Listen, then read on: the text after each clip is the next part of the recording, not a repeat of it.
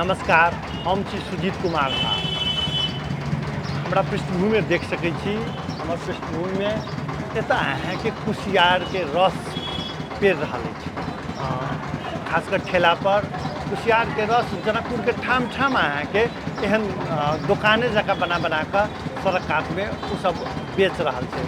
आ ई गर्मी जखन होइ छै, गर्मी में एकर बहुत मांग छै जे कुसियार के रस जे छै लोक बड़ पसिन करै छै। आ ताहि के कारण से जे देख सकै छी जे एहिठाम अहाँके कुसियार के रस लोक सब पीब रहल छै आ ठंडा के सेहो महसूस होइ छै आ व्यापारी सबके ई एकटा बढ़िया कमाई के साधन भऽ गेल छै। कुसियारक रस स्वास्थ्यक लेल लाभदायक होइत अछि।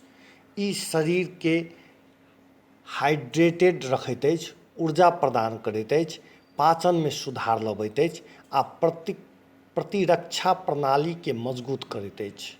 कुसियारक रस में फाइबर, विटामिन आ मिनरल्स जे पाओल जाइत अछि, ओहिसँ पेट से जुड़ल बहुत रास समस्या के समाधान में मदद करैत अछि। हाइड्रेटेड रहलासँ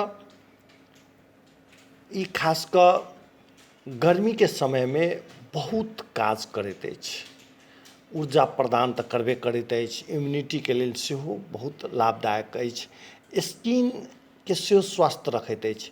ग्लाइकोलिक एसिड आ एंटीऑक्सीडेंट होइत अछि, जाहिसँ स्किन स्वस्थ आ चमकदार बनैत अछि। तौल घटाबऽ या ई कही जे वजन घटाबऽ में सेहो बहुत प्रभावकारी होइत अछि, कारण एहिमे फाइबर होइत अछि।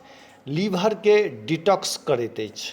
एहिमे एहन गुण अछि जे लीवर के सेहो डिटॉक्स करैत अछि। हड्डी के मजबूत में सेहो ई बहुत प्रभावकारी काज करैत अछि। रस में कैल्शियम आ अन्य पोषक तत्व भेला के कारण हड्डी मजबूत होइत अछि। इलेक्ट्रोलाइट्स सेहो बना कऽ रखैत अछि। एहिमे पोटासियम होइत अछि जे इलेक्ट्रोलाइट्स बनाबऽ में मदद करैत अछि। आ खास कऽ पीलिया जेहन बीमारी में तऽ अत्यधिक फायदाकारक अछि।